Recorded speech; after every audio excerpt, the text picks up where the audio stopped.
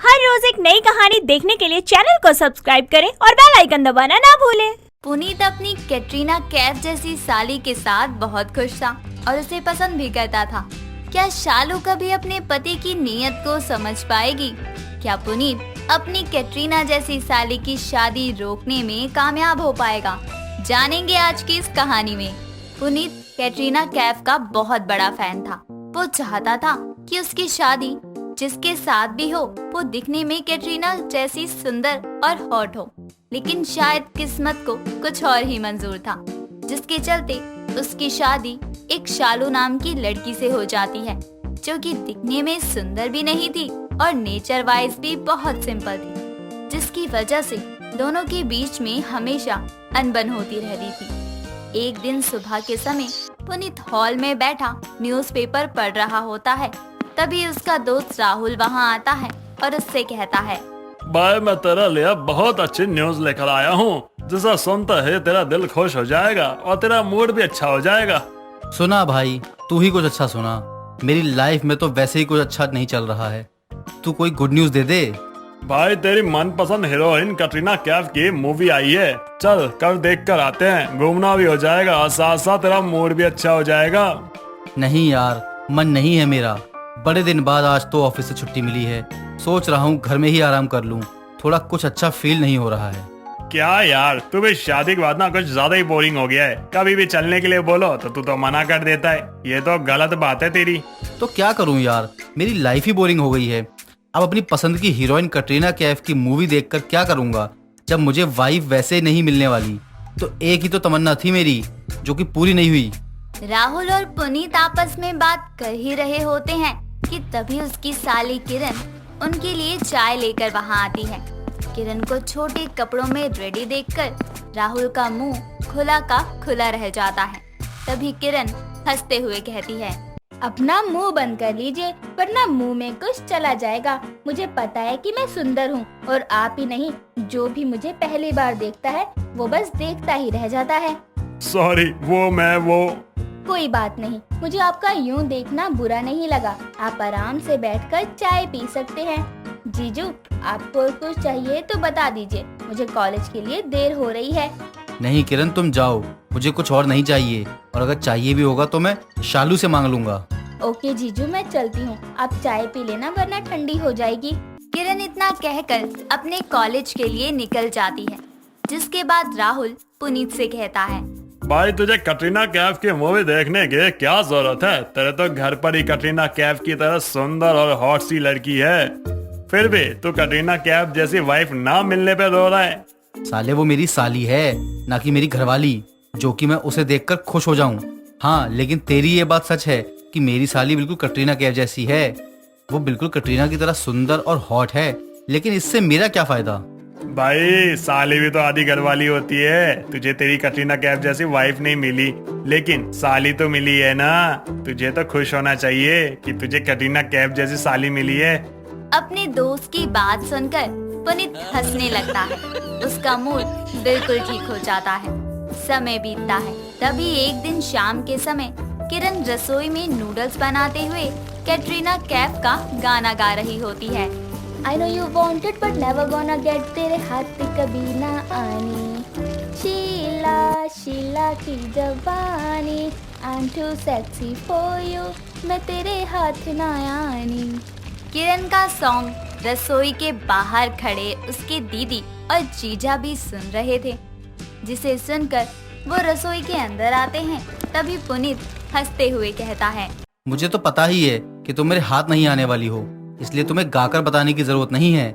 मुझे तो पता ही नहीं था कि मेरी कैटरीना कैफ जैसी साली इतना अच्छा गाना गाती है। जीजू, आप मेरा मजाक उड़ा रहे हैं या आपको सच में मेरे गाने की आवाज अच्छी लगी? वो क्या है ना कि आपकी तरह मुझे भी कैटरीना कैफ बहुत पसंद है, और ये गाना तो मेरा सबसे फेवरेट है। साली साहिबा जी, मुझे तुम बहुत अच्छी लगती हो, और तुम्हारी सुई की गाने पर ही अटकी हुई है। तुम्हें पता है, मैं बिल्कुल कैटरीना जैसी सुंदर और हॉट वाइफ चाहता था, लेकिन मुझे मिली ही नहीं।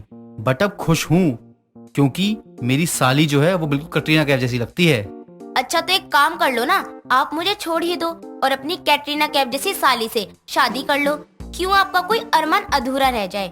वैसे भी आपकी और मेरी तो बनती ही कहाँ है, अलग हो जाएंगे तो अच्छा ही है।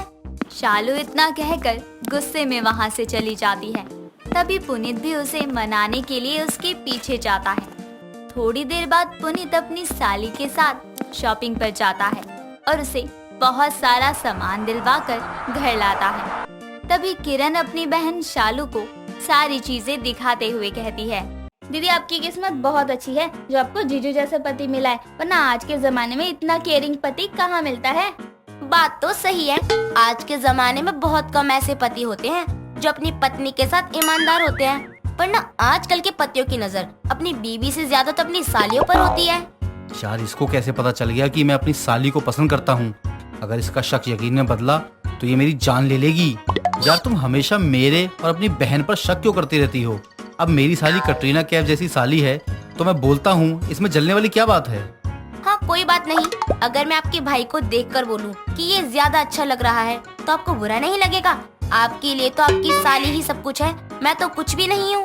एक मिनट, आप लोगों को लड़ने की जरूरत नहीं है। दीदी मुझे कोई सामान नहीं चाहिए, आप रख लीजिए सारा सामान, लेकिन प्लीज शक मत करिए, जीजू सिर्फ मेरी तारीफ करते हैं और कुछ नहीं। किरण इतना कहकर वहाँ से चली जाती है। समय बीतता है। तभी एक दिन किरण एक राज नाम के लड़के के साथ घर आती है और अपने दीदी और जीजू से मिलवाते हुए कहती है, दीदी और जीजू इनसे मिलिए, यह है राज मेरे बॉयफ्रेंड और हम दोनों एक दूसरे से प्यार करते हैं और शादी करना चाहते हैं। ये तो अच्छी बात है, चलो तुम्हारी शादी हो जाएगी, तब शायद इनके ऊपर से कैटरीना कैफ जैसी साली का भूत उतर जाए और ये उसे पसंद करना छोड़ दे। ये आप क्या कह रही है दीदी? मेरी किरण को कोई और भी पसंद करता है, ये मेरी होने वाली वाइफ है। कोई अगर इसकी तरफ देखेगा भी ना तो मैं उसे जान से मार दूंगा। किरण तुम इस पागल इंसान से शादी करना चाहती हो? मुझे तो लगता था तुम्हारा और इसका रिश्ता टूट गया होगा, लेकिन तुम तो शादी तक पहुंच गई।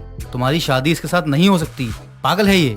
जीजू ये मेरी लाइफ है और ये मेरा फैसला होगा कि मुझे किसके साथ बितानी है। अब मैं पूरी जिंदगी कुंवारी थोड़ी ना बैठी रहूंगी, मुझे भी अपना घर बसाना है। कल मंदिर में मैं और राज दोनों शादी कर रहे हैं, मुझे उम्मीद है कि आप हमें आशीर्वाद देने जरूर आएंगे।